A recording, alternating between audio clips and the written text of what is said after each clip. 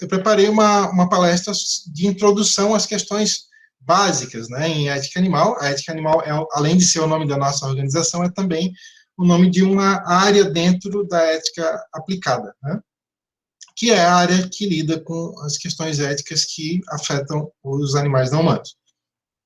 Então, a palestra que eu preparei é bem introdutória, então, se alguém de vocês já conhece esses assuntos, pode achar, talvez, que seja um pouco superficial, mas eu tentei preparar de um jeito que tem também algumas informações, talvez, novas para quem já conhece um pouco do assunto, mas quem se interessar depois pode pedir mais material que eu possa indicar, né, a outras leituras. Então, bom, vocês conhecem bem a situação dos animais não humanos, né, mas eu vou mencionar, né, que muitos animais não humanos passam por uma situação que é de sofrimento constante, né, principalmente os animais não humanos que estão na produção industrial de animais para consumo, que nascem lá, né, mas não só a situação desses animais, né, que são usados na exploração pelos humanos, né, que grande parte da exploração é feita sobre animais aquáticos, né? Mas tem também sobre, né, as aves, tal, os suínos e os bovinos e tal. Mas geralmente quando as pessoas pensam em exploração animal, as pessoas tendem a pensar em animais terrestres, né? Por exemplo, eu vejo quando eu vejo as estatísticas que os ativistas da causa animal geralmente divulgam sobre a exploração animal, eles tendem a falar que 60 bilhões de animais são mortos, por exemplo, para consumo por ano, mas 60 bilhões estão se referindo à quantidade de mamíferos e aves, né?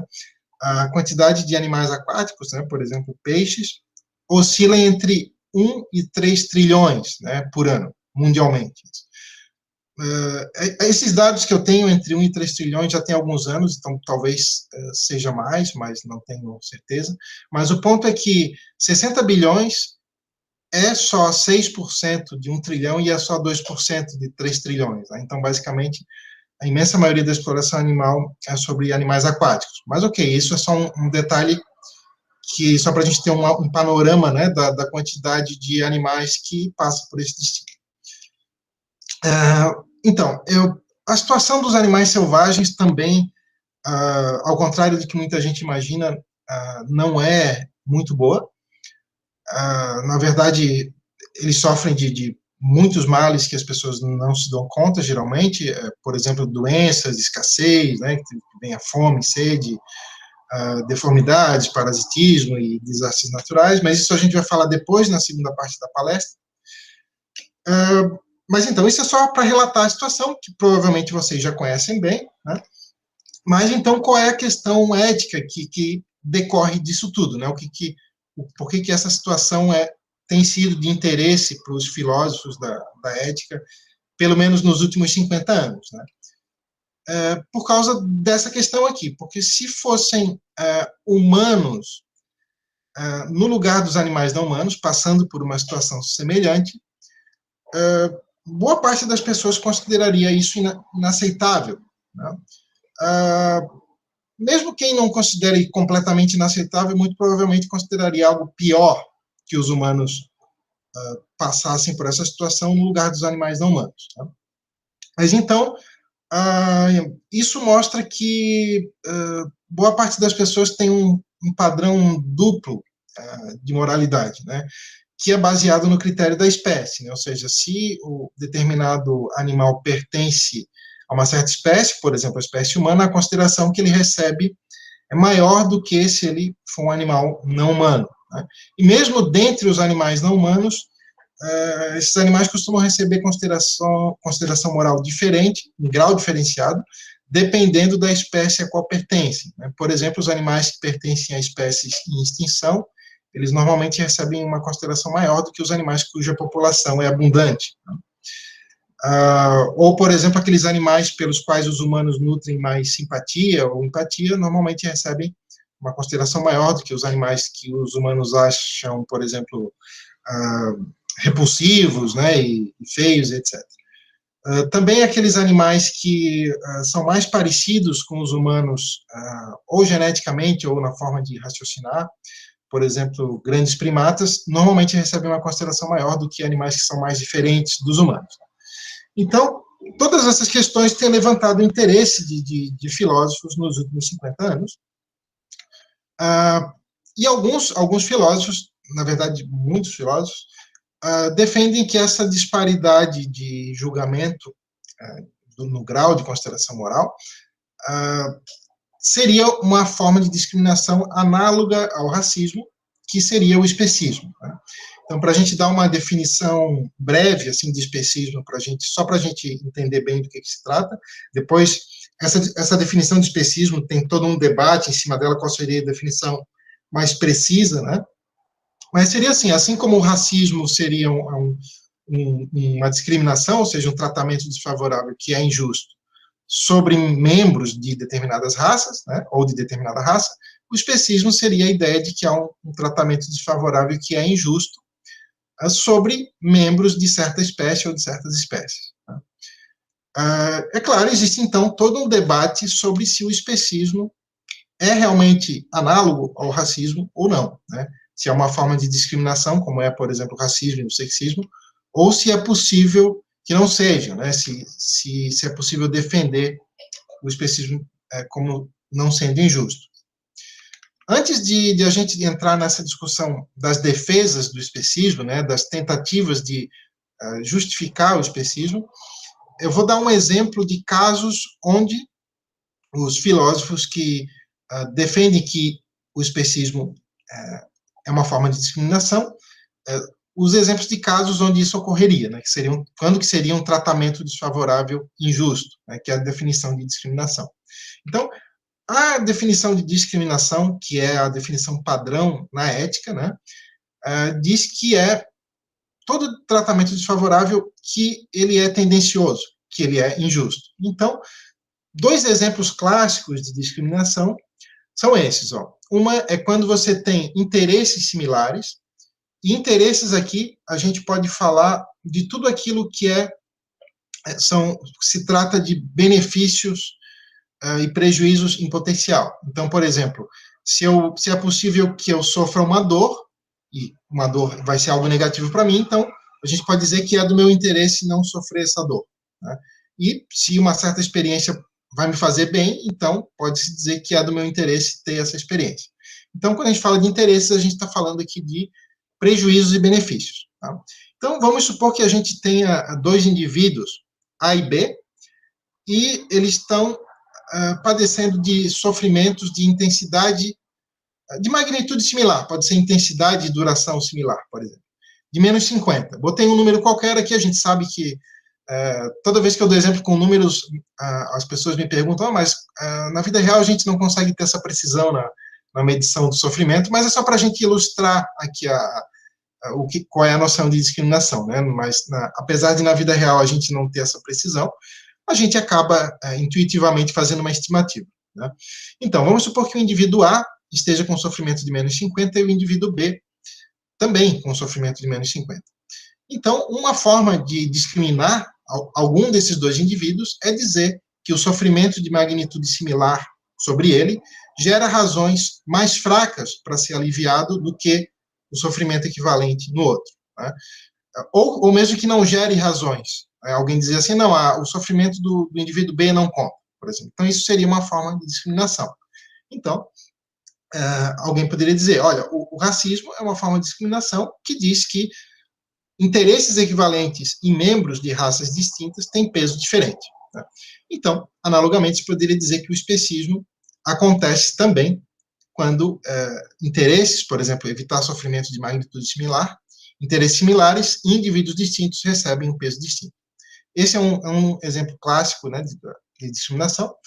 Um outro exemplo aqui a gente está falando primeiro de interesses similares. Né? Um outro exemplo é algo assim, uma discriminação mais escancarada, seria dar um peso maior a um interesse que é menor. Então, por exemplo, se a gente tem um indivíduo A e B, né, e o indivíduo A está sofrendo menos 30 e o B menos 50, ou seja, o indivíduo B está sofrendo mais, né, do que o indivíduo A, e alguém dizer que, ainda assim, as razões para se aliviar o sofrimento do A são mais fortes, por ele pertencer ao grupo que pertence, por exemplo, por ele pertencer a determinada raça, ou a determinado gênero, ou a determinada espécie. Tá? Então, é a partir dessas dois exemplos clássicos de discriminação que vários filósofos dizem que o especismo é também uma forma de discriminação. Tá? Então, se alguém vai defender que o especismo não é uma forma de discriminação, alguém tem que explicar, então, por que seria correto fazer o que se faz com os animais não humanos, né, a situação que eles passam, que envolve sofrimento e morte, por exemplo, e seria errado fazer a mesma coisa com humanos. Né? Então, vários filósofos têm tentado defender que é justificável fazer isso com os animais não humanos, mas não é com os humanos. Então, vamos dar alguma olhada nessas tentativas de mostrar que racismo e especismo não são análogos. Só antes da gente começar a discutir, uma coisa só para a gente deixar claro. Tem um argumento que diz o seguinte: é óbvio que o racismo e o especismo não são análogos, diz esse argumento, né? Porque o racismo tem a ver com raças e o especismo tem a ver com espécies. Bom, mas o que está em questão é exatamente isso. Por que o critério da espécie não seria tão arbitrário quanto o critério da raça? Tá? Então, é isso que a gente vai começar a discutir. Então, vamos discutir essas tentativas de defender o especismo, né? Defender que existe algum tipo de justificativa para que o que os animais não humanos padeçam seja justificado, e se fosse humanos no lugar, não seria. Então, na história da filosofia, a gente tem classificado esses tipos de defesas de acordo com o critério que se usa para dizer que ou apenas o bem dos humanos importa, ou que o bem dos humanos importa em maior grau. Tá? E uma dessas categorias são as defesas definicionais. As defesas definicionais, elas não são propriamente defesas, porque elas simplesmente assumem que os humanos importam mais pelo simples fato de serem humanos. Não é por nenhuma característica que os humanos teriam, é o próprio pertencimento à espécie humana. Tá? Então, essas defesas definicionais, elas têm um problema, que é o chamado problema da circularidade, que na teoria da argumentação a gente diz que elas cometem o que é conhecido como a falácia da petição de princípio, que é quando um argumento já assume aquilo que ele se propõe a provar. Então, se alguém perguntar por que os humanos importam mais, ou por que apenas o bem dos humanos importa, e alguém responder, ora, é porque eles são humanos. Né? Então, esse argumento é circular, porque o que está em discussão é exatamente isso, porque que só o bem dos humanos importaria ou importaria em maior grau. Como a gente pertence à espécie humana, às vezes a gente engole esse argumento sem muito questionamento, mas se isso fosse dito em relação a membros de qualquer outra espécie, a gente acharia muito estranho, né? Por exemplo, se alguém dissesse assim, apenas o bem dos sapos importa, ou que os sapos importam em maior grau, e se a gente perguntasse, por quê, né? O que a gente perguntaria logo de cara, por quê? E alguém dissesse, porque os sapos são sapos, né? Bom, a gente veria prontamente que essa resposta não explica, ela simplesmente assume aquilo que já está na conclusão. Né? Então, a maioria dos filósofos que tenta defender o especismo não usa esse argumento, porque sabe que ele é circular. Então, um outro tipo de argumento que apela a outro tipo de critério, eles apelam a critérios metafísicos. Tá? Critérios metafísicos, alguns desses critérios são, por exemplo, critérios religiosos. Quando se diz, por exemplo, ora, os humanos foram feitos à imagem e semelhança de Deus, ou apenas os humanos possuem uma alma imortal, ou os humanos estão acima numa cadeia de reencarnações, e isso, no entender desses autores, justificaria considerar apenas o bem dos humanos ou dar uma consideração maior aos humanos. Né? Justificaria a situação atual da qual padecem os animais não humanos. Outros critérios metafísicos que alguns autores apelam não são critérios religiosos. Eles são, por exemplo, critérios do tipo apenas os humanos possuem dignidade, ou os humanos possuem um status ontológico superior, que isso a gente sabe por intuição. São critérios desse tipo que eles não fazem referência a fatos empíricos, né? Eles são metafísicos. Bom, um problema com esse tipo de defesa do especismo é a impossibilidade de verificar se alguém cumpre esses critérios ou não. Tá? Por exemplo, se alguém disser que, sei lá, só os humanos possuem uma alma imortal. Né? É possível que tenham, é possível que não, mas o ponto é que não dá de se saber isso, não é impossível de se verificar. A mesma coisa com o critério, por exemplo, de um status ontológico superior, né, que é aquela ideia de que os humanos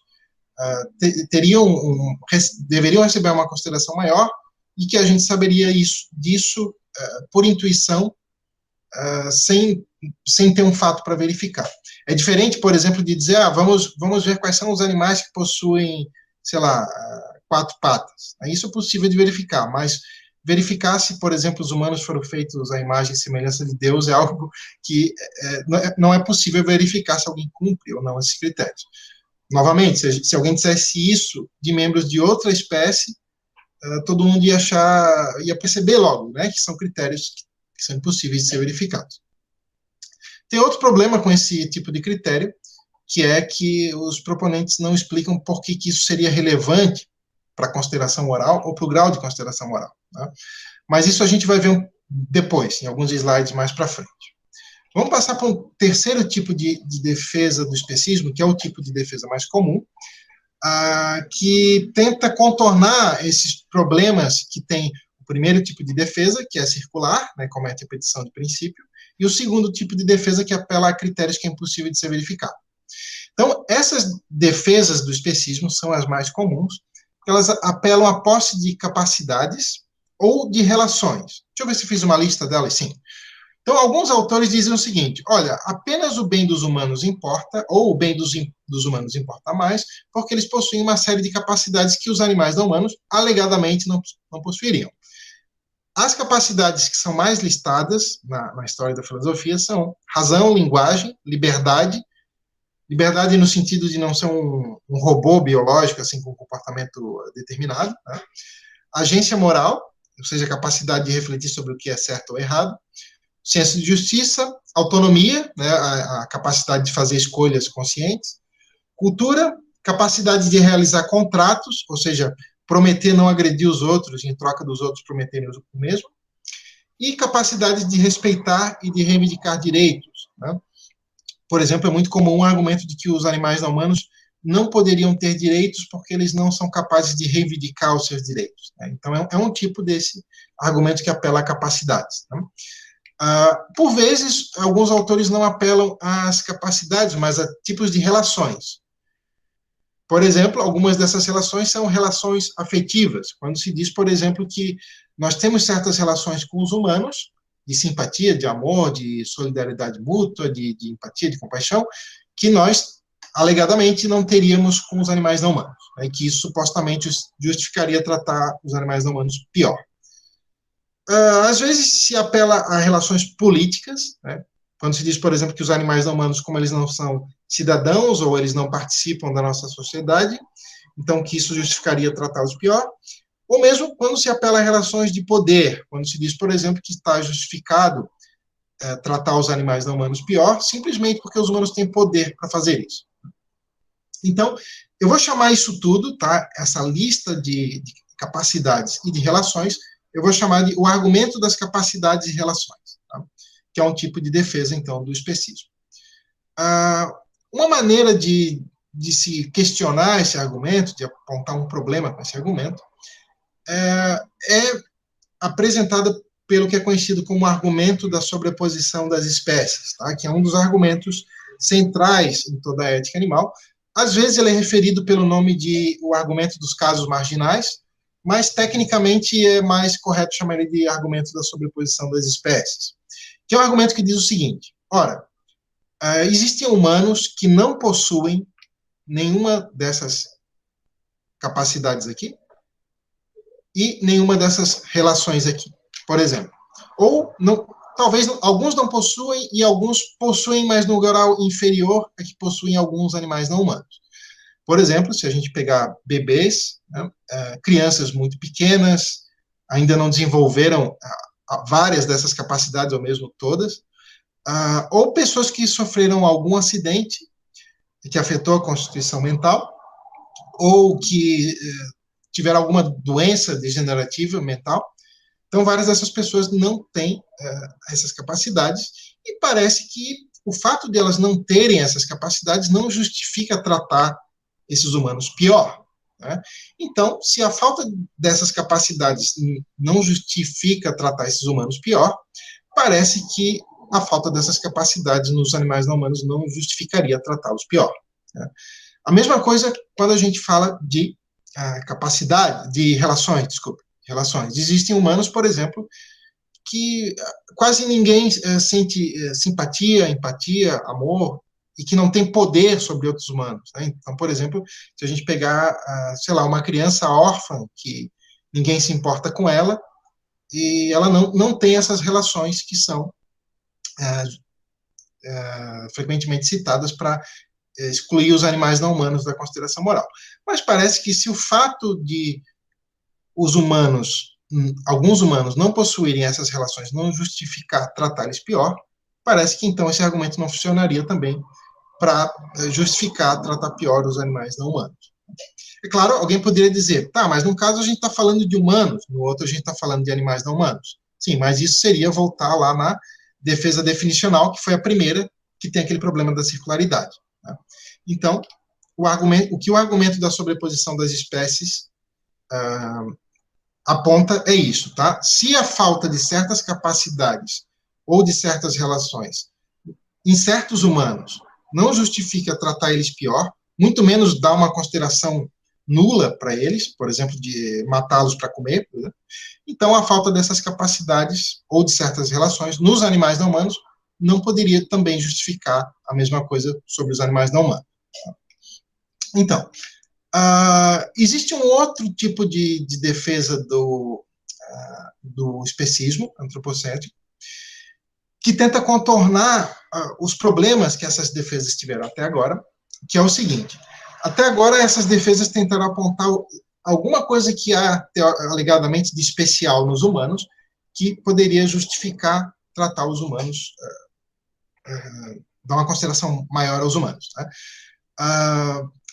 Tem um outro tipo de defesa do especismo que diz o seguinte: olha, não precisa apontar nada de especial que tem nos humanos, porque o que está se defendendo não é que todos privilegiem os humanos, mas que cada um privilegie os da sua espécie. E, já que nós pertencemos à espécie humana, então esse argumento diria que temos razões para privilegiar os humanos, mesmo que a gente não consiga apontar nenhuma característica que pudesse justificar favorecer os humanos. Então, isso é chamado de especismo indexical, que é diferente daquele outro tipo de especismo que tenta apontar uma característica que justificasse tratar melhor membros de uma espécie específica. Né? Esse é indexical no sentido de que depende de quem está agindo pertencer à mesma espécie de quem está recebendo, está sendo afetado pelas. Né? Bom, mas alguém poderia perguntar o seguinte: tá, mas por que se basear na espécie? Né? Porque esse argumento parece que também não explica por que a gente deveria basear a consideração moral em saber em quem pertence à mesma espécie que a gente. Então, tem dois argumentos que tentam justificar o especismo indexical, que um deles é o argumento das distinções biológicas, que a gente vai ver agora, depois a gente vai ver o outro. O argumento das distinções biológicas é um argumento que ele tenta explicar, que ele tenta defender o seguinte: que o racismo é injusto, mas o especismo não é. E o que tornaria o racismo injusto seria que, alegadamente, raças seriam construções sociais, seriam invenções humanas. E que espécies não seriam características biológicas e que, por isso, o especismo estaria justificado. Então, na base desse argumento está a ideia de que um tratamento é justo se ele é baseado numa característica biológica e que ele é injusto se ele é baseado em uma construção social. Bom, um grande problema com esse argumento é que a gente consegue imaginar tratamentos que são claramente baseados em distinções biológicas e são também claramente injustos. Por exemplo, uma forma de escravidão que fosse baseada na altura. Por exemplo, acima de certa altura, os humanos seriam senhores de escravos e abaixo de certa altura seriam escravos daquilo. Isso é claramente injusto, mas claramente é um critério baseado em uma característica biológica. Mas qualquer outro, né, qualquer outro critério de escravidão que fosse baseado numa característica biológica seria claramente injusto. Por exemplo, até mesmo a cor da pele, né? Poderia se um sistema de escravidão fosse baseado na cor da pele, claramente seria uma característica biológica. Alguém poderia dizer as raças não são, ok, mas a cor da pele depende de fatores biológicos, mas isso não parece tornar justo esse sistema de escravidão. Então, isso parece sugerir que a justiça ou injustiça de um tratamento não depende de saber se o critério utilizado é baseado numa característica biológica ou numa construção social. Parece depender de outras coisas. E essas outras coisas a gente vai ver na sequência, mais adiante. Vamos ao segundo argumento, que tenta defender o especismo indexical. Né?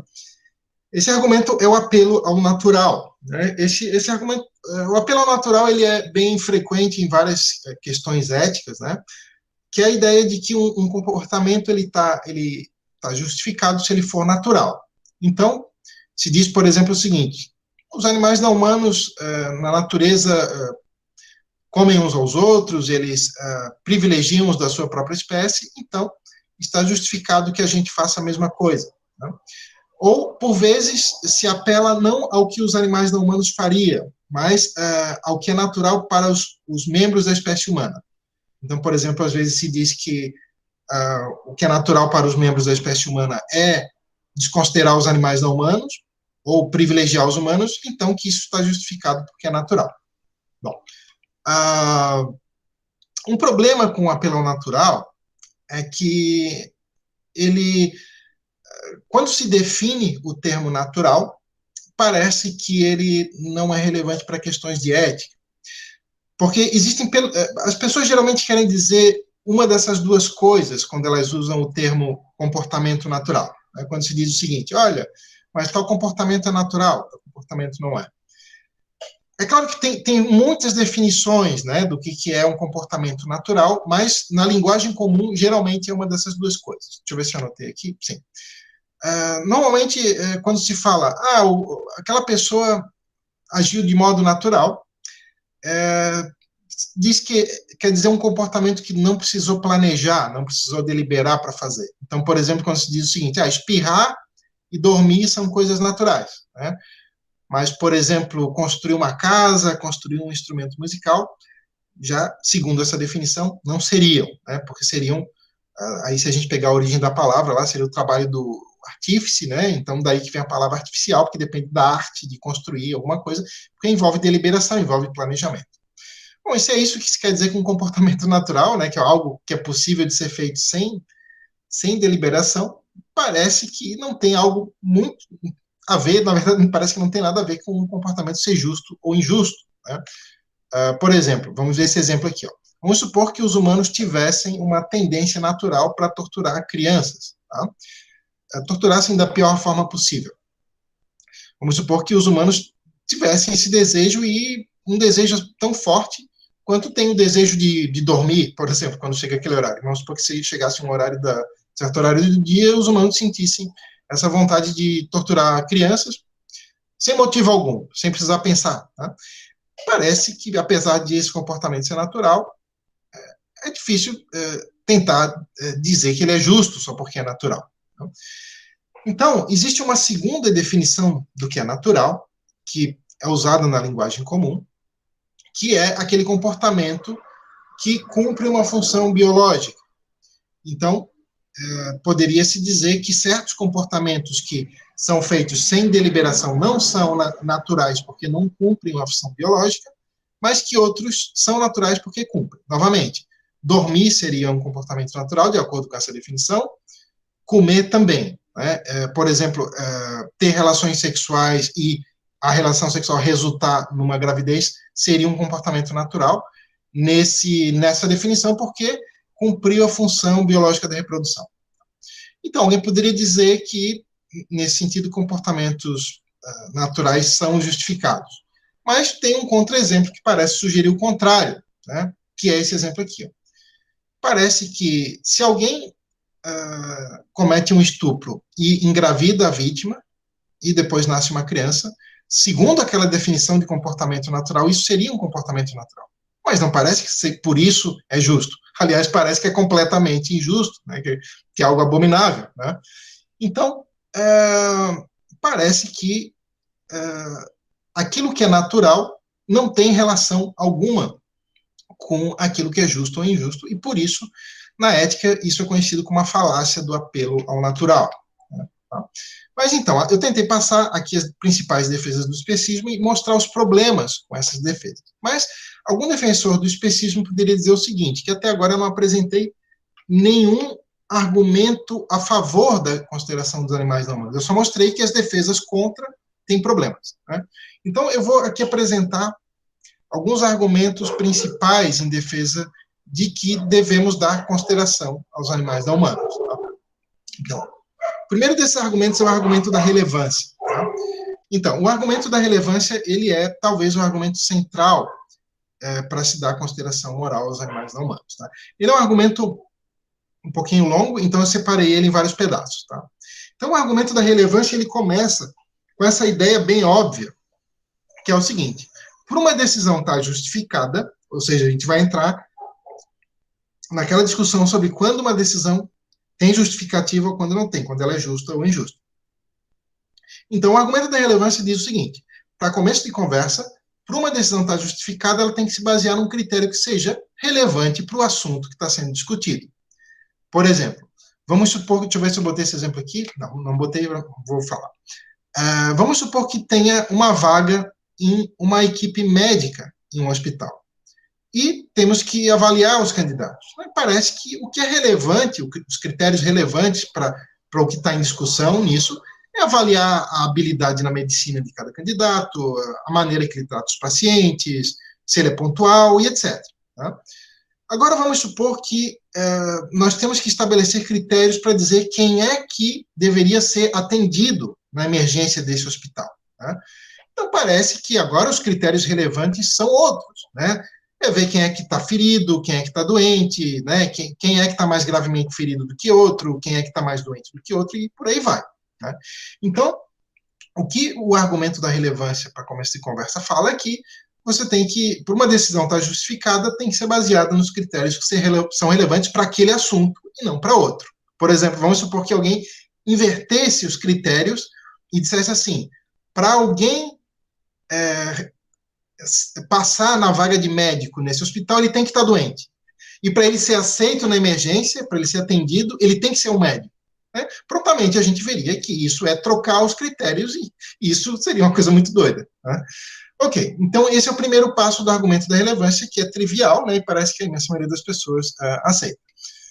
Só que aí o segundo passo envolve perguntar isso. Então, o que é relevante? Quais são os critérios relevantes para a consideração moral? Né? E para responder isso, a gente tem que pensar o que está em jogo na ideia de consideração moral. Né? O que se quer dizer quando fala que damos consideração moral a alguém? Né? Deixa eu ver se eu... Sim. Então, quando a gente fala em consideração moral, o que a gente está falando é de a maneira como nossas decisões práticas, sejam lá se elas vão resultar em atos ou omissões, a maneira como essas decisões práticas vão afetar positiva ou negativamente aqueles que vão ser atingidos por essa decisão. É isso que é dar consideração moral. Quando a gente dá consideração moral a alguém, a gente age de maneira a evitar que ele seja prejudicado e de maneira que ele seja beneficiado. Né? Então, parece que o único critério relevante de consideração moral é saber quem é que é passível de ser prejudicado e ou beneficiado. Tá? Isso, como sabemos, né, não depende de alguém possuir aquelas capacidades ou relações que são listadas lá para tentar justificar, excluir os animais não humanos da consideração moral. Por exemplo, para alguém ser passível de ser prejudicado ou beneficiado, não é necessário ser capaz de racionalidade ou de agência moral ou de ter um senso de justiça, depende de outras coisas. Tá? Então, é o terceiro passo do argumento da relevância que vamos chegar, então, no critério da senciência. Por que a senciência é um conceito agora central no debate em ética animal? Porque parece que a senciência é o que determina a possibilidade de alguém ser prejudicado e ou beneficiado. Por quê? Porque a ciência, acho que vocês conhecem bem esse conceito, né? Estão acostumados a trabalhar com ele. A ciência é o que determina que naquele organismo vai ter alguém, né? Ou seja, vai ter ali uma perspectiva de primeira pessoa. É diferente, por exemplo, desse gancho de roupa, né? Que ele não é senciente. Então, o que isso quer dizer é que não tem alguém aqui, não tem a perspectiva do gancho de roupa. Mas, diferentemente, existe a perspectiva do peixe, da vaca, da galinha, etc. Né? Então, o critério da ciência diz o seguinte, que porque o critério adequado de consideração moral é saber quem é passível de ser prejudicado e ou beneficiado, então que deveríamos dar consideração moral a todos os seres passíveis de ser prejudicados e ou beneficiados, que são os seres sencientes, porque o que envolve a ciência, né? É alguém ser capaz de ter experiências, né? E essas experiências contêm o que é chamado de valência, né? Ou seja, elas podem ser positivas ou negativas. Então,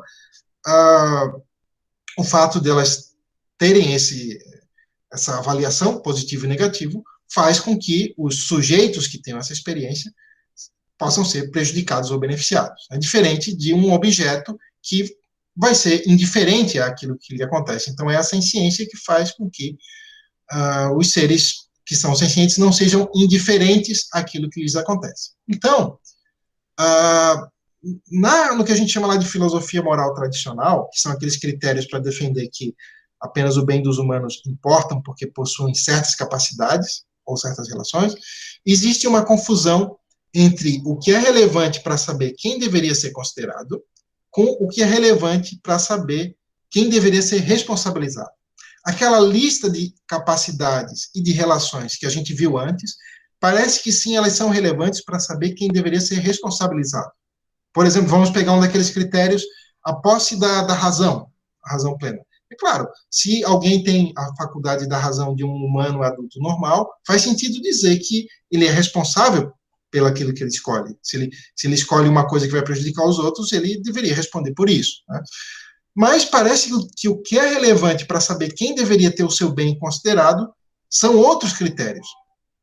O principal desses critérios é esse de ser passível de ser prejudicado e ou beneficiado. É por isso, por exemplo, que a gente reconhece que um bebê humano, apesar de não ter aquelas capacidades ou relações, deveria ter o seu bem considerado em igual medida dos adultos, mesmo que não tenha aquelas capacidades, porque ele é passível de ser prejudicado e ou beneficiado. Só que isso implica que temos as mesmas razões para considerar os animais não humanos. Né?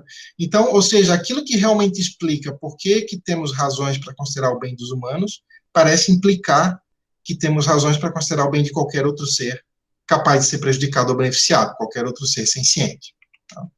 Então, novamente, né, adotar o critério ser capaz de agência moral, né, ter a razão plena, como critério para consideração moral, é fazer uma confusão análoga a adotar a capacidade, saber exercer a medicina para poder ser aceito em uma emergência de hospital, por exemplo. Né? É pegar o critério que é relevante para uma coisa e adotar ele para outra, onde ele não é relevante. Ok. Esse é o primeiro argumento a favor da consideração moral dos animais humanos. O segundo é o princípio da igual consideração, que ele é um princípio que decorre diretamente desse argumento da relevância. Tá? O princípio diz o seguinte, o argumento da relevância, vocês provavelmente perceberam, ele é um argumento que defende que devemos dar consideração moral a todos os seres sencientes, mas ele não fala sobre o grau de consideração moral. Tá? Então, o princípio da igual consideração vai entrar nessa discussão sobre o grau de consideração moral. Tá? E o que o princípio da igual consideração diz é o seguinte, que nós não temos justificativa para sermos tendenciosos no peso atribuído ao bem de cada indivíduo. Então, por exemplo, vamos supor que a gente tem uma primeira situação onde a gente é obrigado a escolher ou causar um dano de menos 10 no indivíduo A, que é um dano grave, ou causar um dano de menos 1, que é um dano leve, no indivíduo B. Tá? Vamos supor que a gente tem lá a meta de causar o menor dano possível. Então, nesse caso, a gente vai dizer, então, é melhor causar o dano no B, porque é o dano mais leve. Né? Ele vai sair menos machucado do que o A. Mas vamos supor agora uma situação 2, onde as posições se invertem. Né? Agora a gente tem que escolher ou causar o dano de -1 no A, que é um dano leve, ou causar o dano de -10 no B, que é o dano grave, né? O que o princípio da igual consideração vai dizer é que, então, agora a gente, na situação 2, tem razões para preferir causar o dano no A, porque é o dano menor, né? Mas, como a gente sabe, a maioria das pessoas diria que, por exemplo, se o B fosse um animal não humano e o A fosse humano, eles prefeririam sempre causar o dano no animal, mas de acordo com o princípio da igual consideração, não tem como justificar isso, porque seria ser tendencioso. É algo que a gente não aprovaria se a gente não soubesse a que grupo pertence cada indivíduo, a que espécie pertence, por exemplo. Então, de uma perspectiva imparcial, não tendenciosa, a gente não conseguiria aprovar essa parcialidade, né, de acordo com a espécie. Então, o princípio da igual consideração, se ele estiver correto, ele mostra que o especismo, ou seja, o tratamento desfavorável e injusto contra membros de certa espécie, não acontece somente quando alguém é totalmente desconsiderado, mas quando o bem dele recebe um peso menor diante de níveis de prejuízo e benefícios de magnitude similar. Então, isso parece mostrar que o racismo, o especismo e o sexismo são análogos. Em que sentido? No sentido de que todas essas formas de discriminação são violações disso aqui, ó, do princípio da igual consideração. Né? É a atribuição de peso distinto ao bem de certos indivíduos diante de níveis de prejuízo que são similares, ou até mesmo quando os membros do grupo privilegiado sofreriam danos menores. Tá? Então, um último argumento que a gente vai ver aqui, que é em defesa da consideração moral dos animais não humanos, é o argumento da imparcialidade. Tá? O argumento da imparcialidade ele chega na mesma conclusão do argumento da igual consideração, só que mostrando que o especismo não passa no teste da imparcialidade no seguinte sentido, que se a gente não soubesse que a gente pertence à espécie privilegiada, a gente não aprovaria o especismo. Por exemplo, o exemplo que normalmente se dá na ética é uma adaptação do que é chamado do experimento do véu da ignorância e da posição original, que estavam lá no trabalho do John Rawls, mas o John Rawls não dava consideração moral aos animais não humanos, mas outros autores adaptaram o mesmo exemplo para questionar o especismo, que é a seguinte ideia: vamos supor que a gente a gente não nasceu ainda, mas a gente já existe enquanto seres pensantes. Vamos para um mundo fictício onde isso fosse possível. Tá? Vamos supor que a gente fosse tipo fantasmas. Assim, né? E vamos supor que a gente tivesse que nascer naquele mundo, mas a gente não pudesse saber se a gente nasceria rico ou pobre, qual seria a nossa raça, qual seria o nosso gênero, e vamos supor que a gente não soubesse também qual seria a nossa espécie, ou se a gente nasceria com alguma deficiência física, ou com alguma dificuldade, ou com algum talento especial, a gente não saberia nada disso. Tá? Mas vamos supor que nesse estado, antes de nascer, a gente tivesse que escolher quais seriam os princípios de justiça que essa sociedade seguiria. E parece que se a gente não soubesse nenhuma dessas características, a gente não teria razões para dizer que o especismo é justo, porque ele não passaria nesse teste. Por exemplo, se fôssemos assim auto-interessados, a gente não ia querer que nessa sociedade vigorasse o especismo, porque a gente teria boas chances de nascer no grupo que não seria privilegiado. Então, essa é uma outra maneira de chegar na mesma conclusão lá do argumento da igual consideração, mas por uma via diferente, né, fazendo esse exercício de pensar em termos de imparcialidade, ou seja, se a gente, o que a gente decidiria se a gente não soubesse que posição a gente ocuparia. Então, esses são os três principais argumentos a favor da consideração moral dos animais não humanos. Né? Então, parece estar claro que, se esses argumentos são sólidos, é uma questão de justiça, né, o que se faz aos animais não humanos, ou seja, são decisões onde é possível classificar como justas ou injustas as decisões, e não de opção pessoal. Não é diferente de uma questão de gosto pessoal, por exemplo. Então, a gente falou um pouquinho dos argumentos para se considerar os animais não humanos. Eu vou falar agora um pouco de um tipo de dano específico, que é o dano da morte para os animais não humanos. Né? Porque o dano do sofrimento para os animais não humanos é algo que é mais amplamente aceito, mas tem pessoas que aceitam que os animais são prejudicados com o sofrimento, mas que tem dúvidas sobre se eles seriam prejudicados com a morte. Né? Então, essa questão do dano da morte é amplamente discutida na filosofia e é uma das questões mais densas e mais complexas. Então, eu vou dar uma breve introdução, muito breve, né? E o argumento central para se defender que os animais não humanos são prejudicados com a morte, independentemente de haver sofrimento ou não na hora da morte, é que parece que a posição mais aceita nas teorias sobre o dano da morte, para se explicar por que a morte é um dano, é que a morte é um dano porque ela impede o desfrute das experiências positivas que alguém teria se caso não morresse. Né? Então, se alguém tem chances de ter uma vida minimamente significativa pela frente e esse alguém morre, parece que esse alguém foi prejudicado, mesmo que ele não entenda o que é a morte, mesmo que ele não saiba que vai morrer, ele foi prejudicado simplesmente porque a vida dele, num caso A, teria uma quantidade maior de experiências positivas, e no caso B, onde ele morre antes, teria menos. Tá? Então, parece que se essa é a explicação mais adequada do dano da morte, e aqui eu estou simplificando bem, tem outras explicações concorrentes, mas essa é a mais amplamente aceita.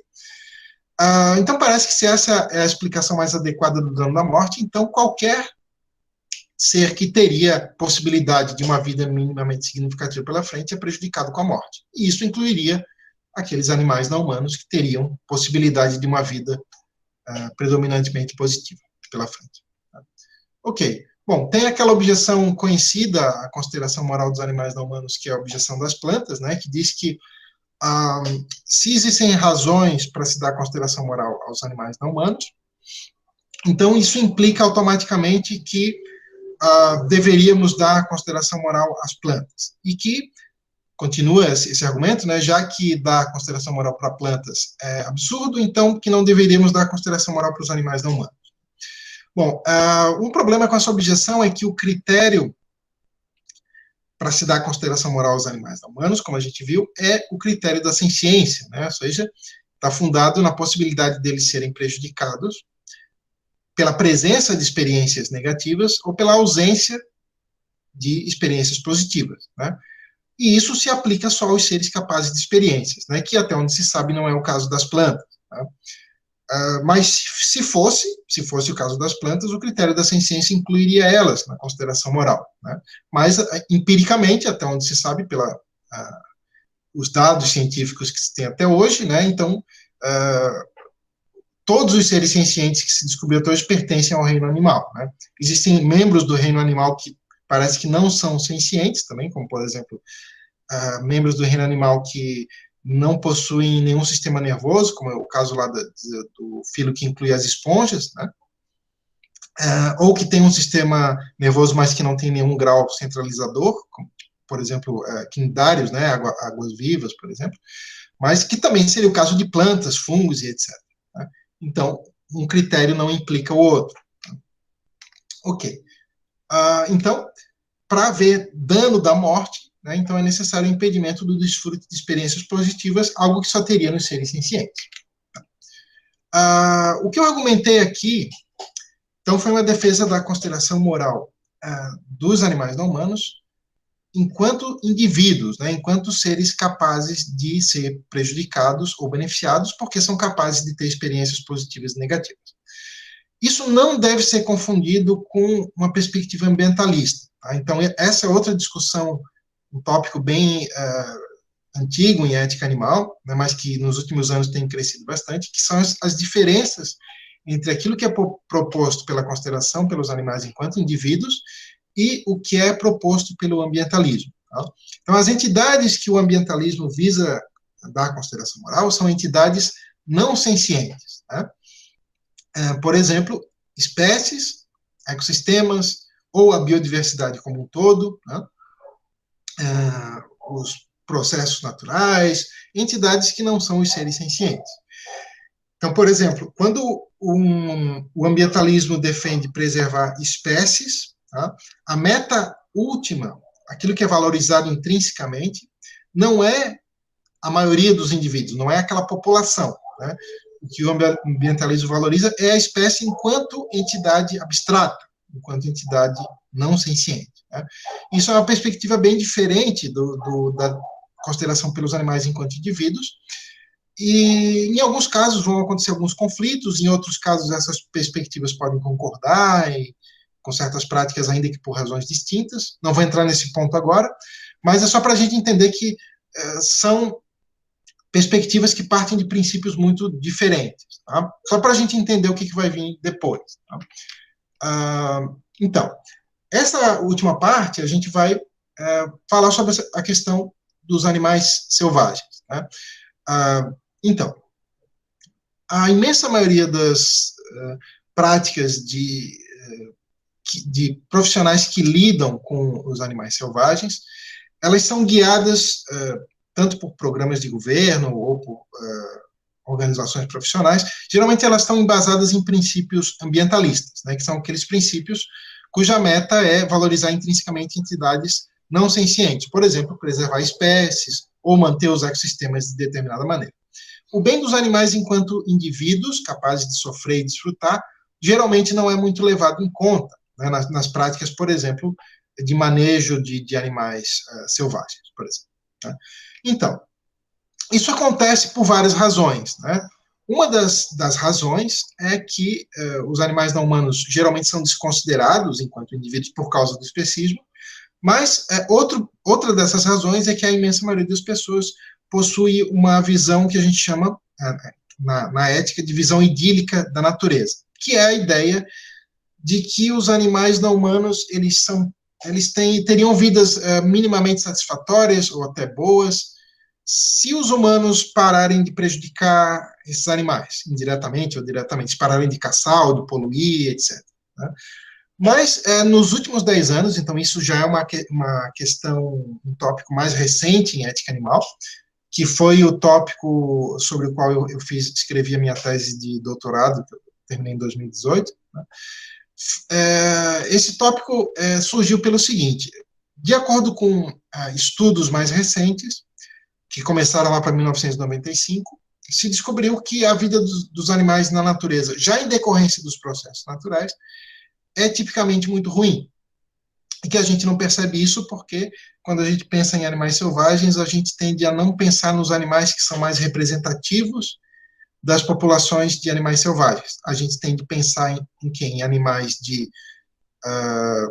antes de eu dizer, vamos fazer só uma experiência. Cada um de vocês pensa num animal selvagem, o primeiro que vem na cabeça. Tá? Não precisa me dizer, tá? Só para vocês verem se bate com o que eu vou falar depois. Tá? Então, quando a gente pensa num animal selvagem, normalmente a gente tende a pensar em animais de grande porte, mamíferos, geralmente, mas se não for algum mamífero, algum outro vertebrado, né? Normalmente a gente pensa em adultos. Tá? E por isso a gente tem uma visão idílica da natureza, porque documentários, por exemplo, sobre a vida selvagem tendem a enfatizar esses animais e mostrar que esses animais, em muitos casos, têm uma vida razoável. Né? Mas o problema é que esses animais são a imensa minoria dos animais. Tá? Aqui, eu já vou explicar por que eles são a imensa minoria dos animais, eu só vou entrar nessa questão, então, que eu estou chamando de o problema dos danos naturais, tá? Porque são os danos que os animais padecem, que não decorrem de práticas humanas. Tá? Bom, um argumento inicial para a gente se preocupar com essa questão, né, é que se os animais são dignos de consideração moral, ou seja, se a gente tem razões para levar o bem deles em conta, então parece que não faz sentido a gente se preocupar com o bem deles só quando eles são vítimas das práticas humanas. Parece que a gente tem razões para querer que eles sofram menos, por exemplo, mesmo quando eles são afetados, sei lá, por doenças, por escassez, por exemplo. Tá? Então, esse é o argumento inicial. Mas então essas seriam as razões iniciais, né, para a gente ajudar a levar em conta o bem desses animais. Né? Então, eu falei que a gente tende a pensar em animais que não são representativos da vida padrão na natureza. E como é a vida típica, né, dos animais da natureza? Mesmo aqueles animais de grande porte, depois eu já vou entrar nos de pequeno porte, tá? Eles muitas vezes, né, padecem de desnutrição, fome e sede. Doenças são algo muito comum na natureza, né? Por exemplo, a gente está vivendo uma epidemia de coronavírus, que parece que temos razões para pensar que começou lá nos animais selvagens e que passou para os humanos em parte por causa lá dos mercados de animais vivos, né, na Ásia. Então, se isso chegou a passar para os humanos, porque os animais já estavam contaminados, né? Mas não é só coronavírus, né? Os animais sofrem de muitas doenças na natureza, por exemplo, doenças que já foram erradicadas na população humana há muito tempo são abundantes na natureza, por exemplo, a peste negra é uma delas, né? A raiva é outra. Então, lesões físicas também, devido a acidentes, devido a conflitos com outros animais, por N motivos, desastres naturais, alguns desses desastres, obviamente, que são efeitos indiretos de práticas humanas, mas muito antes dos humanos surgirem na Terra, os desastres naturais já matavam uma quantidade gigantesca de animais, né, e continuam, independentemente da ação humana. É claro que a ação humana agrava isso, né, mas isso existe independentemente da ação humana. Então, voltando naquele ponto, a maioria das pessoas tende a pensar em animais que não são representativos da vida padrão dos animais da natureza,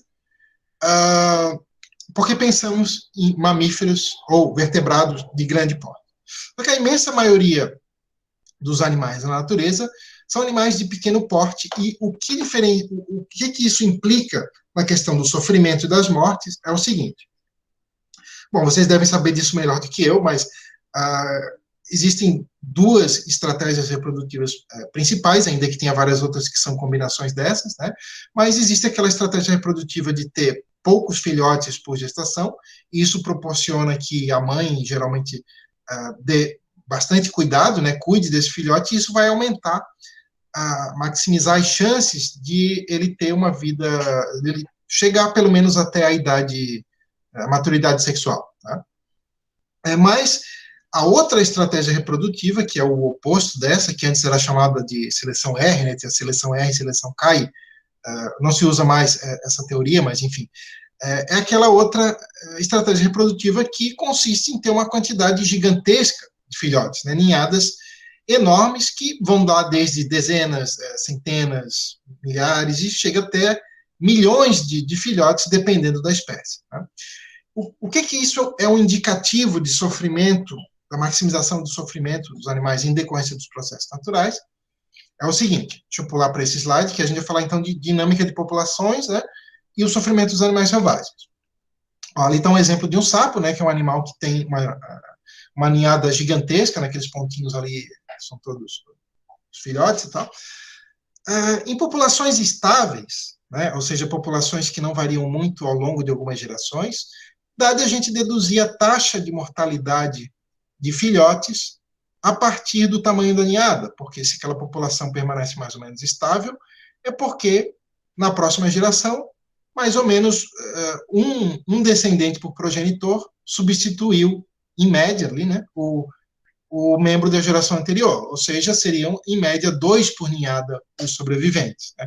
Todo o restante geralmente nasce só para morrer de fome, né? Ou seja, nasce para sofrer e morrer dias depois, ou semanas, ou mesmo horas depois. Né? Então, como a gente viu antes, né, esses animais são prejudicados pelo sofrimento que eles têm, mas também pela prematuridade da morte. Né? É claro que muitos desses animais, é possível que os ovos sejam destruídos antes de formarem seres sencientes, né? Então não teria sofrimento ali. Mas, mesmo que isso aconteça com boa quantidade dos animais, dos ovos, da ninhada, ainda seria uma quantidade gigantesca de animais que nasceria para passar por esse destino. Né? Então, por exemplo, se a gente pegar a ninhada de um bacalhau do Atlântico, né, um bacalhau comum, 2 milhões em média por ninhada, né, e normalmente sobrevive 1 ou 2. Né? Mesmo se desses 2 milhões, sei lá, 90% os ovos foram destruídos antes, os 10% que sobram acho que são 200 mil. Né? Já é uma quantidade gigantesca só numa posta de ovos. Né? Então, isso mostra que, em decorrência dos processos naturais, parece que existe já uma grande quantidade de sofrimento gigantesco na natureza. Né? Parece que a imensa maioria dos animais que nasce na natureza nasce para passar por esse destino. Ok. Algumas pessoas dizem que esse sofrimento não importa porque ele é natural, né? E a gente já discutiu antes esse apelo ao natural, mas só para enfatizar que As razões que existem para se prevenir sofrimento, elas existem porque o sofrimento é uma experiência negativa, né? E o sofrimento não deixa de ser negativo para quem está sofrendo, porque ele é natural, né? Então, parece que a gente tem as mesmas razões para aliviar o sofrimento, quer ele venha de processos antropogênicos ou de processos naturais, tá? E parece que a gente tem razões para priorizar aliviar o sofrimento maior, independentemente dele ser natural ou antropogênico, tá? Porque o que dá razões para, se o que dá razões para se prevenir sofrimento é o fato dele ser uma experiência negativa, então, quanto maior a magnitude desse sofrimento, mais fortes essas razões, e isso não necessariamente coincide com o sofrimento ser antropogênico, né? Pode ser antropogênico ou natural. Isso é um ponto que eu acho que tem, talvez, interesse a vocês, porque vocês, né, são da área da ciência. Qual seria a intersecção aí da área da ética com a área da ciência, né? Então, bom, o papel da ciência, de cada ciência, né, tem lá os seus papéis específicos, mas se caracterizam por descrever certos estados de coisas, né, para depois, normalmente, agir de determinada maneira, né. Eu vou dar um exemplo com a biologia. Eu sei que vocês estão da área da veterinária, mas eu acho que o exemplo da biologia fica mais claro de entender. O papel da biologia é descrever questões relacionadas aos seres vivos. Então, por exemplo, o papel da ecologia seria descrever como é que se dão as interações nos ecossistemas. Mas, uma vez que a gente vai decidir agir, uma vez que a gente tem os dados das ciências, os dados empíricos, né, uma vez que a gente tem os fatos, para a gente decidir agir, a gente vai ter que decidir isso com base em certos princípios de ação, ou em certos valores, por exemplo, né? O que acontece é que, até agora, os dados dessas ciências, por exemplo, biologia, ecologia, não sei em que medida a ciência veterinária ou a ciência do bem-estar animal também não sei em que medida, talvez seja um pouco diferente, mas na imensa maioria das vezes os dados dessas ciências são utilizados ou para se alcançar metas que são antropocêntricas, por exemplo, fomentar os interesses humanos, né, ou então para se alcançar metas que são ambientalistas, né. Parece que a meta de considerar os animais enquanto indivíduos, por exemplo, usar esses dados para aliviar o sofrimento dos animais, seria uma meta possível, mas que ela não é utilizada devido à predominância do especismo. Mas não teria nada de anticientífico nisso. Você poderia usar os mesmos dados, né, que já existem, ou pesquisar novos dados, isso seria fazer ciência também, mas você poderia usar com outro objetivo. Então, por exemplo, vamos supor que alguém pesquise como se vacinar animais contra a raiva, né? Isso é uma pesquisa feita já há muitas décadas, né? Normalmente, isso é utilizado o quê? Com a meta antropocêntrica de proteger os humanos da raiva, né? Ou seja, vacina-se os animais selvagens e eles não transmitem a raiva para os humanos, né? Também, às vezes, é usado com uma meta ambientalista, por exemplo, uma espécie está em extinção e vacina-se aqueles animais, membros da espécie em extinção, para que a espécie não se extinga. Então, nada impede que esses mesmos dados poderiam ser utilizados para diminuir o sofrimento dos animais em geral. Então, esse seria, por exemplo, uma ponte, uma relação que a ética animal teria com as ciências. É claro que, como a gente estaria lidando com ecossistemas naturais, a primeira coisa que vem à mente é a preocupação em, ao se tentar ajudar a causar um mal muito maior sem querer, em longo prazo, por exemplo, né? Claro, essa é uma preocupação das mais importantes, né? E eu não vou entrar em detalhes na discussão sobre isso, mas com base nessa preocupação que, nos últimos anos, vários cientistas de várias áreas e vários autores, não só cientistas, né, mas filósofos também, estão propondo-se criar um campo de pesquisa que envolveria várias áreas, né, que estudaria como diminuir o sofrimento desses animais de uma maneira segura, que não tivesse desdobramentos de consequências piores em longo prazo. Esse campo seria chamado de biologia do bem-estar. Tá? Então, é um campo que envolveria uma intersecção entre a biologia, e mais especificamente a ecologia, né, a ciência do bem-estar animal e a ciência veterinária. Né? talvez tivesse até outros campos também, mas de economia e estatística também, até porque o primeiro cara a propor esse campo de pesquisa foi um economista, né, depois que outros cientistas se juntaram a ele.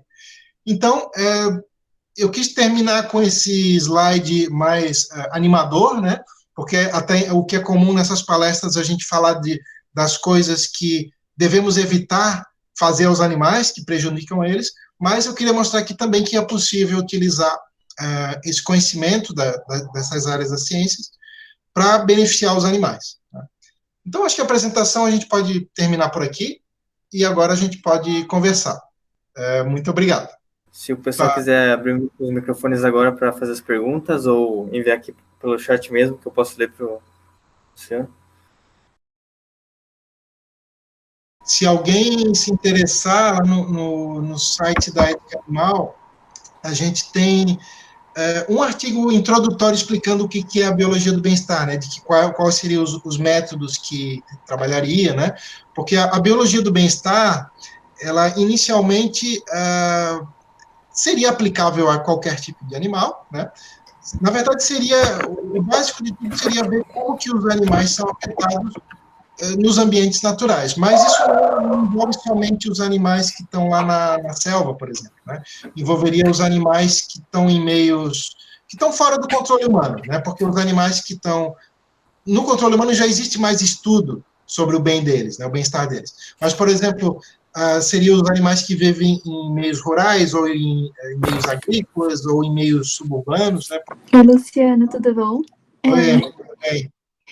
Eu fiz o seu curso no ano passado, da terceira edição, e eu comentei para o grupo sobre a possibilidade de fazer essa conversa, então muito obrigada por você. Eu gostei muito da versão resumida, por você ter focado mais no que a gente está mais acostumado no dia a dia, né? Que é a ciência vinculada ao papel do bem-estar também. Eu achei muito interessante o seu foco. Que bom. Achei bem interessante, porque, assim, se a gente pensar, o tanto que a gente já causou de mudança e ainda vai causar no ambiente, né? E aí, quando a gente se coloca como responsável, né, e assim, dotado de possibilidade de intervenção, né, seria bem inteligente, na verdade, você pensar que você pode, então, alterar aquele ambiente, só que para uma maneira positiva, já que você já está alterando de toda forma, né, e vai alterar independentemente, tipo, só pela sua existência você já está alterando, porque a nossa existência como humano já altera tanto, né? É bem interessante, eu nunca tinha ouvido, bem legal. Sim, na verdade, assim, para a gente se manter vivo, precisa de uma intervenção massiva, né, na natureza, com a agricultura, por exemplo, né, com as moradias e tal.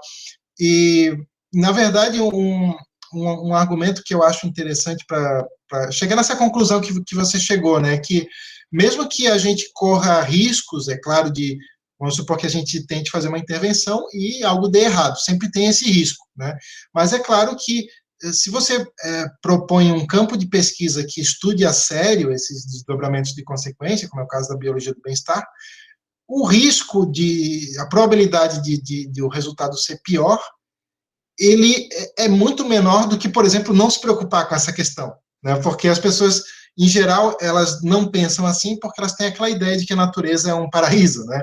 E como a gente viu ali, não é assim, né? Então parece que se a gente pensar em termos de probabilidades, né, aquilo que tem probabilidade de ter melhores resultados em longo prazo é a gente começar a pensar seriamente sobre essa questão. E, por enquanto, é possível, antes da gente, digamos, fazer qualquer coisa em larga escala, poderia-se, por exemplo, continuar fazendo aquelas intervenções que são feitas já há décadas, por outras razões, por razões antropocêntricas, por exemplo, mas que acabaram beneficiando os animais e nunca tiveram nenhum efeito colateral danoso. Assim. Um desses casos é a vacinação, né? Por exemplo, vacinação contra a raiva é algo, se eu não me engano, é feito desde a década de 70, em larga escala, né? Então, de animais selvagens, né? Era uma coisa que poderia ser feita. Posso só fazer uma pergunta, então? que eu estava revendo aqui. A parte que você estava falando, você estava introduzindo, né, o argumento da relevância. Aí você falou que no final que pode ter uma confusão entre o que é relevante para a consideração moral e o que é relevante para a responsabilidade moral. E aí eu me perdi um pouco nessa parte, eu não entendi tipo, a diferença muito bem. Assim, quando a gente fala de consideração moral, são aqueles, como que a gente poderia afetar positivo ou negativamente aqueles que seriam atingidos pela nossa decisão, né? E quando a gente fala em responsabilidade moral, é como a gente poderia cobrar certas pessoas por eles terem agido dessa ou daquela forma. Então, por exemplo, vamos supor que eu combinasse essa palestra com vocês e eu não avisasse e não aparecesse, né? Então, isso daria razões para vocês ficarem indignados comigo, né? Dizer, pô, o que o Luciano fez? Então, parece que, agora vamos supor que vocês tivessem marcado algum encontro com uma criança de 3 anos, tá? Você foi, sei lá, foi na casa de um parente e um sobrinho falou, eu também quero ir. E essa criança, por algum motivo, não apareceu e não avisou. Parece que não faz muito sentido ficar indignado com uma criança de 3 anos, porque ela não cumpre o critério para responsabilidade moral. E o que é relevante para a responsabilidade moral parece ter um nível cognitivo a ponto de conseguir refletir sobre certo e errado.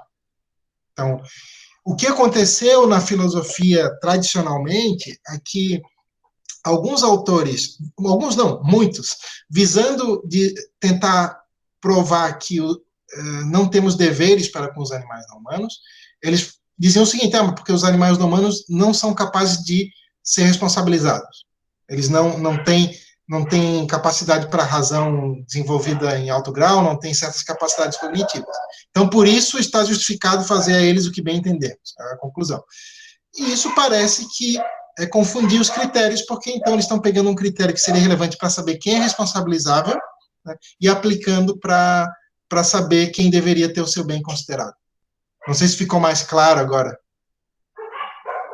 Sim, ficou bem claro, obrigada. Aí eu fiz aquela analogia, seria a mesma coisa dizer o seguinte, eu só posso atender um paciente se ele for um médico também. É a mesma coisa, então é o mesmo que dizer, eu só posso considerar o bem de alguém se esse alguém é capaz de refletir sobre certo e errado. Entendeu? Então, é nesse sentido. Tá certo, obrigada. Tá, pegando o gancho nessa pergunta, como você resolveria esse problema, então? Porque a gente nunca entenderia os animais, porque eles têm uma outra capacidade ou uma outra experiência, né? Você acha factível a gente considerar eles como responsáveis ou a gente que se torna responsável por eles? Essa pergunta é difícil. Vamos ver. Mas é uma ótima pergunta. Vamos ver. Bom, acho que talvez existam alguns animais não humanos que cumpram requisitos para agência moral. Talvez algum primata do tipo gorila ou chimpanzé, porque existem aqueles estudos, por exemplo, vocês devem conhecer com a Coco, né, aquela gorila que aprendeu a linguagem de sinais, e tem alguns outros estudos lá do Franz de Waal, acho que é com chimpanzés, que parece que ele concluiu que aqueles animais têm um senso de justiça, né? Que eles, por exemplo, reclamam quando a divisão da comida não é dividida justamente, tal. Então, talvez esses animais cumprissem o requisito para ser responsabilizáveis, né? Mas eu penso que talvez seja interessante ter um princípio de precaução nesse caso, porque como os animais não humanos já são bastante discriminados, então é possível que as pessoas aproveitassem isso para dizer, então está justificado punir esse animal, sabe? Por um caso que ele não tivesse feito nada de errado e eles quisessem só simplesmente matar o animal, por exemplo, né? Como muitas vezes acontece, né? Tem acho que é um livro, se eu não me engano, no livro do Stephen Wise, que é um jurista que escreveu sobre ética animal, que ele analisou a história das leis sobre que lidavam com a questão dos animais, e na Idade Média os animais eram considerados responsáveis e eram levados ao tribunal.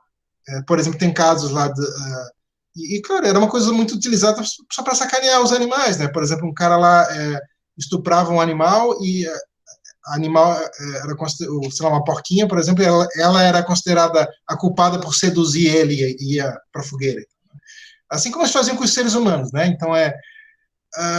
Então, talvez, mesmo que existam animais não humanos que cumpram os critérios para a agência moral, talvez seja o caso de proteger eles e não responsabilizar eles, né? Dado a sociedade como é. Né? Agora, uma outra questão interessante que eu acho que tem a ver com a tua pergunta, não é nem sobre a agência moral, mas como é que a gente entenderia os animais para ver se eles estão bem ou mal, né? O que eles precisam, quais são as preferências deles, que aí acho que vocês poderiam ajudar muito, né? Porque eu acho que vocês e o pessoal da área de bem-estar animal e de veterinária sabe de muitos indicadores, né? Tanto indicadores fisiológicos quanto comportamentais. Não sei o que vocês me dizem sobre isso.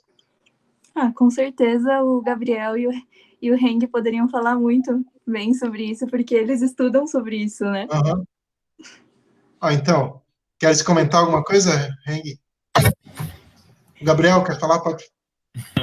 Não, eu acho sensacional. Acho que é justamente juntar essas partes, né, para a gente conseguir juntar os conceitos mesmo e poder usar esses indicadores para ter uma avaliação fidedigna, né, do que cada animal está sentindo e tudo mais, que acho que é uma grande dificuldade, geralmente, não sei se você já teve essa experiência ou não, né, mas acho que às vezes nessas conversas, quando a gente conversa com o público leigo, assim, existe essa dificuldade de falar, a pessoa levar para o pessoal, né, olhar da perspectiva dela o que o animal está sentindo e não da perspectiva do animal, pelo comportamento, pela fisiologia dele, né. Sim. Então, acho que trazer esses parâmetros, esses indicadores para essa conversa fica ainda mais incrível, né. Sim. Então, na ética animal, não sei se ainda tem, mas antigamente a gente tinha um programa de estágios, e aí tiveram algumas pessoas que pesquisaram indicadores de senciência, porque existem certos animais que, a princípio, parece que são sencientes, mas não tem uma grande quantidade de estudos sobre a senciência deles, né? Tem sobre a parte cognitiva, a parte de inteligência desses animais, mas, por exemplo, invertebrados tem muito menos estudos sobre senciência, né? Mas como seria o indicador de senciência? Isso seria uma coisa que tem a ver com a intersecção entre filosofia da mente e ciência, né? Porque na filosofia da mente a gente não tem uma teoria bem estabelecida para dizer o que é consciência, então a gente não tem com exatidão as condições necessárias e suficientes para a senciência aparecer. O que a gente tem é uma série de digamos, fortes razões para pressupor quando é um caso ou quando é um outro. Então, por exemplo, assim, como a gente sabe que a senciência tem a ver com o sistema nervoso central, né? Por exemplo, né, o fato de a gente tomar uma anestesia, seja local ou geral, afeta a nossa senciência, né? E isso parece que depende do processamento que ocorre no cérebro, né? Ou talvez em outro órgão centralizador, em outra espécie, que desempenha um papel similar, mas até onde se sabe é no cérebro. Então, um tipo de indicador de senciência seria anatômico, né? Ou seja, se um animal tem um sistema nervoso central que ele é centralizado com um órgão que tenha células suficientes para processar essa informação, então parece que a gente tem fortes razões para pensar que aquele organismo é senciente, né? Não se sabe qual é o mínimo de centralização que é necessário para se ter senciência, né? Pode ser que seja muito poucas células, porque pode ser que a senciência tenha surgido na história evolutiva muito tempo atrás, ou pode ser que seja necessário um tipo de sistema nervoso mais complexo, não se sabe exatamente. Mas, por exemplo, se pegar aquela declaração de Cambridge, né, por exemplo, vertebrados, parece que é consenso que esses indicadores anatômicos, eles cumprem, os vertebrados cumprem esses requisitos, e vários tipos de invertebrados, por exemplo, polvos, lulas, né, chocos, aqueles animais. Mas, por exemplo, assim, existem outros tipos de indicadores que são fisiológicos. Por exemplo, tem certas substâncias que parece que elas têm como função aliviar a dor, né, que elas funcionam como analgésicos naturais. Isso nos humanos, né, e em outros animais proximamente relacionados. Mas tem alguns animais que têm dúvidas sobre se são sencientes ou não. Por exemplo, o caso de bivalves, né, mariscos, por exemplo. E alguns desses tipos de animais, eles secretam opioides analgésicos, né? Se essas substâncias não têm outra função, a não ser aliviar a dor, então isso é uma razão para pensar que eles são sencientes. Pode ser que no organismo deles tenha outra função, mas até prova do contrário é uma razão para se colocar ali um ponto de interrogação, né? Então teria indicadores anatômicos, né, fisiológicos, e um terceiro tipo seria indicadores comportamentais, né? Então, que aí vocês conhecem bem melhor do que eu, né, de como que, por exemplo, se a gente pode fazer, por exemplo, alguns argumentos por analogia, né, de comportamentos. Por exemplo, se a gente tem um tipo de animal que ele se contorce de determinada maneira diante de certo estímulo, se um outro animal ele se comporta de determinada maneira na mesma circunstância, isso seria uma razão a princípio para pensar que ele também é senciente, mas pode ter casos que não, né? Pode ter casos que tem um comportamento muito distinto, e aí teria que ser indicadores em conjunto, né? Tanto fisiológicos, quanto comportamentais, quanto anatômicos. Essa é a importância da interdisciplinaridade desse tema, né? Que você estava abordando durante a palestra. Uhum. Com certeza, acho que essa é a beleza, né, da complexidade, é gerar a discussão, porque não existe, assim, não existe certo ou errado, né, é tudo muito discutível e complexo, a gente tenta chegar no que é mais adequado, né, do que a gente está interagindo ali no ambiente, no mundo, né. Essa é uma outra discussão na ética também, se existe o certo e errado objetivamente. É uma outra discussão também, caramba, tudo é discutível, né? E assim, por exemplo, e outra discussão adicional é se existia o certo e errado objetivamente, se a gente conseguiria descobrir ou não, né? As pessoas que acreditam que existe o certo e errado objetivamente em ética, né, a gente chama de realistas morais, né? E os que acreditam que não existem são os antirrealistas. A Amy lembra desse vídeo, né?